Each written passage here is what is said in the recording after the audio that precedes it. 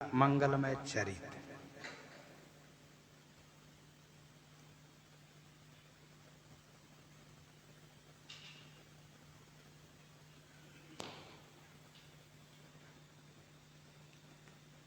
श्री खोजी जी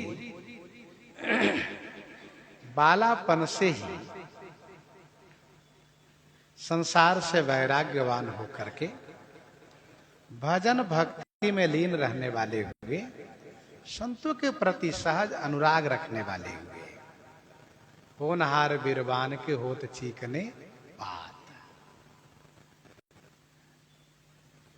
जिसके जीवन में जैसा होने वाला होता है वैसी उसकी प्रकृति बालापन से दिखने लगती है। साधु महात्मा बनने वाला बच्चे से ही वो पूजा पाठ साधु महात्मा में अनुरक्त होने लगता है।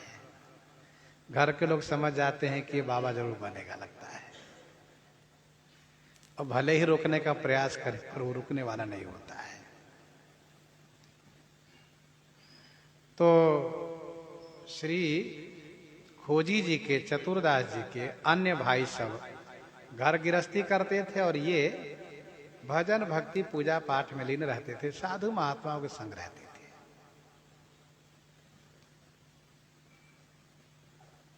हुआ क्या, इनके पिताजी का स्वर्गवास हो गया।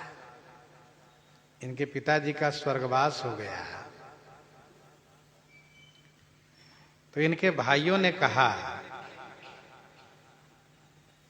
कि जब तक गंगा जी में अस्थि विसर्जन नहीं किया जाता है तब तक मृत आत्मा की मुक्ति नहीं होती है। इसीलिए हम लोगों ने पिताजी का संस्कार किया है और आप अस्थि लेकर के गंगा जी में प्रवाहित करिए।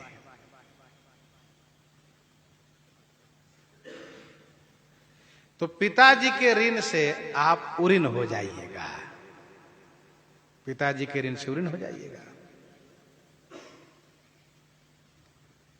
चतुरदास बोले सुनो भाई, श्री हरि नाम सदा गति दाई। इन्होंने कहा भैया, अरे भगवान के नाम गति देने वाला है। जब हरिजन हरि नाम उच्चारई, आप उतरई औरन को तारई। घूमत भगत नाम मुख बोलई, तीरथ गंगा पाछे डोलई। संत महात्मा जब भगवान के नाम का संकीर्तन करते हुए चलते हैं तो उनके पीछे पीछे गंगा आदि चलती हैं।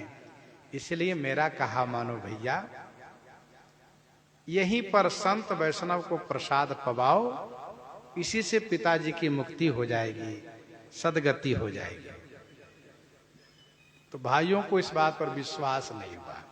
कहा तुम बहुत बड़े आलसी हो, जाना नहीं चाहते हो गंगा जी के तट पर, इसीलिए बहाना कर रहे हो।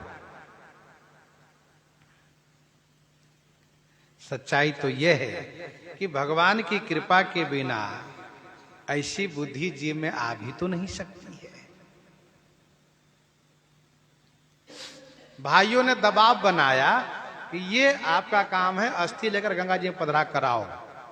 कहा ठीक है, जब कह रहे हो तो हम लेके चलते हैं। अस्थि का कलश लिए और बड़ी मस्ती में चल दिए। रास्ते में संतों की जमात मिल गई, संतों के साथ कीर्तन में मगन हो गए। खोजी खूब कीर्तन करने लगे। उमंगी उमंगी हरि नाम उच्चारई, तन पुलकै नयननि जल ढारई। अब इतने विभोर हो गए, हाथ उठा करके उच्च स्वर में भगवान के नाम का संकीर्तन कर रहे हैं और उसी में रोमांच हो रहा है, शरीर नेत्रों से प्रेमाश्रु बह रहा है, आनंद ही आनंद आ गया।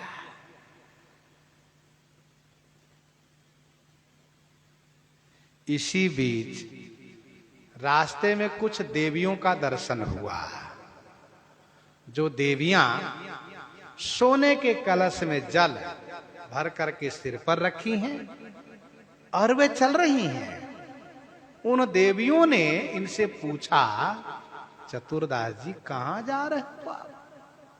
चतुरदास जी ने कहा, देवी हम अपने भाइयों के कहने पर गंगा जी में पिताजी के अस्थि को विसर्जित करने जा रहे हैं। तो देवियों ने कहा, कौन गंगा जी? अरे हम ही गंगा जी हैं, हमारे पास में जमुना जी हैं, ये सरस्वती जी हैं, ये नर्मदा जी हैं, ये कावेरी जी हैं, ये गंडकी जी हैं, ये सरजू जी हैं, ये मंदाकिनी जी हैं। ऐसा कहाँ? अरे हम सब तो यही हैं। तुम्हारे लिए ही सोने के घड़े में जल लेकर के हम आई हैं, कहीं जाने की जरूरत नहीं है।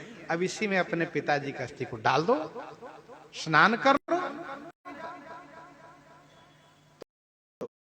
वैसे खोजी जी ने, लेकिन भाइयों ने माना नहीं था, परंतु इनके साथ बिल्कुल वही हुआ, क्योंकि इनका विश्वास है कि जब भगवान के नाम का संकीर्तन किया जाएगा और संत लोग संकीर्तन करेंगे तो वहीं श्री गंगा आदि देवियां प्रकट हो जाएंगे।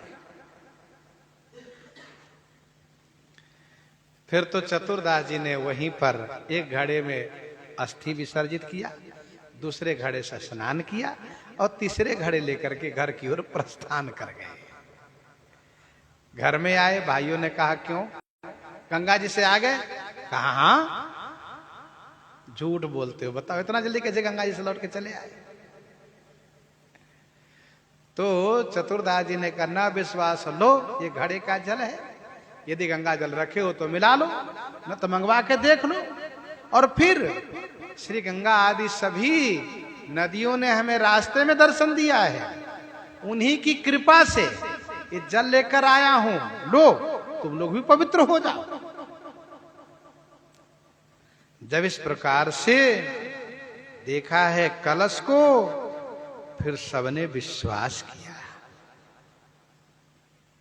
विश्वास हो गया सबको, और सबने माना कि सचमुच चतुरदास जी के ऊपर गंगा जी ने कृपा की है। तो ऐसे श्री खोजी जी कहा करते थे, खोजी खोयो खाक में अनुपम जीवन रत्न। खोजी खोयो खाक में अनुपम जीवन रत्न। किन्हो मूरख क्यों नहीं राम मिलन को यत्न। खोजी खोजत जगमुआ, खोजी खोजत जगमुआ, लगा न कुछ भी हाथ। तज के जग जंजाल को भजु सीता रघुनाथ। खोजी खटपट छोड़ी गई, बहुत खटपट किया करते हो, मत किया करो खटपट। खोजी खटपट छोड़ी गई, प्रभु पद में मन जोड़। कामन देगी अंत में पूंजी लाख करोड़। खोजी कहई पुकारी कई, खोजी कहई पुकारी कई, ऊंचो वैष्णव धर्म। पटतरया के होए किमी, यज्ञादिक सत्कर्म। बानो श्री रघुनाथ को, बानो श्री रघुनाथ को, खोजी धार्यो अंग, तब कैसे नीको लगई हरि विमुखन को संग। खोजी ताल बजाय कई सुमिरो श्री रघुबीर, जिनकी कृपा कटाक्ष ते छूटी जात भव पीर, छूटी जात भव पीर। ऐसे श्री खोजी जी जथा नाम तथा गुण उनमें हुआ। वैसे भी ध्यान रखने वाली बात यह है कि सभी साधक को खोजी बनना चाहिए, सभी साधक को खोजी बनना ही चाहिए। अर्थात खोज करें। क्या खोज करें? कहा अपने इष्ट को खोज करें, अपने लक्ष्य को खोज करें, तब तो साधक बनना सार्थक हुआ। नहीं तो साधक बन के खाए सोए तो फिर साधक बनना निरर्थक ही तो हुआ। तो ऐसे श्री खोजी जी महाराज, वैसे जिन्होंने अपने चरित्र के माध्यम से बड़ा सुंदर उपदेश किया है, और इन्हीं के संदर्भ में एक संत ने यह भी कहा, खोजी जी ने मन के बारे में समझा, उड़त फिरत जो तूल सम, जहां तहां बेकाम, ऐसे हल्के को धर्यो कहा जानी मन नाम। मतलब उड़त फिरत जो तूल सम, जहां तहां बेकाम, रुई के समान जहां तहां निरर्थक होकर उड़ता फिरता रहता है, ऐसे हल्के हल्के को धर्यो कहा जानी मन नाम। न जाने लोगों ने इसका नाम मन क्यों रखा। मन आप समझ रहे होंगे, गांव देहात में कहते हैं एक मन, दो मन, तीन मन। मन मतलब 40 किलो का एक मन होता है, अर्थात ये है वजनदार, लेकिन न जाने क्यों इसको मन नाम रखा गया। ये बड़ा हल्का है ये, लेकिन इसको मन कह दिया गया। ये तो बिल्कुल आज यहाँ कल वहां परसों वहां, एक पल भी स्थिर मन नहीं रहता है। कबहू मन विश्राम न मानो, एक क्षण भी नहीं। ये तो भगवान की कथा सत्संग की कृपा है, उसमें मन स्थिर होता है।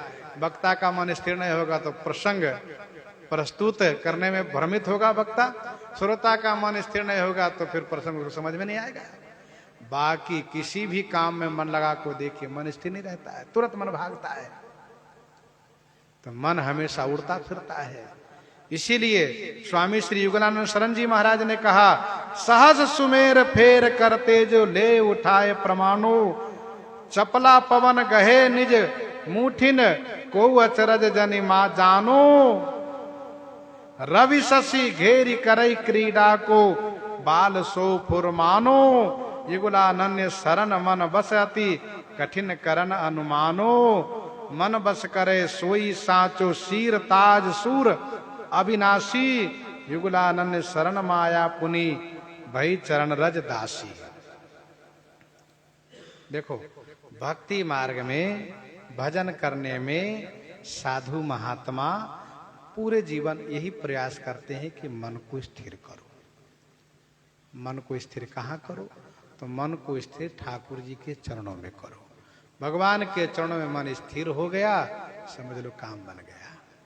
वैसे स्वामी लोकाचार्य जी कहा करते थे, उन्होंने लिखा है कि भाई लोग गुरु बनने का बड़ा शौक रखते हैं, बहुत चेला बनाना चाहते हैं, लेकिन जिनको चेला बनाना चाहिए उनको चेला कोई बना ही नहीं पाते हैं। सच्चा गुरु तो वही है, कौन? जिन्होंने अपने मन को चेला बना लिया है।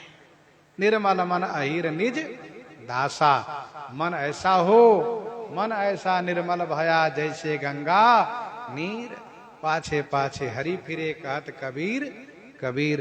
तो खोजी जी ने अपने जीवन चरित्र के द्वारा यही शिक्षा दी है। इन्हीं के साथ आज सीताराम सीताराम सीताराम सीताराम।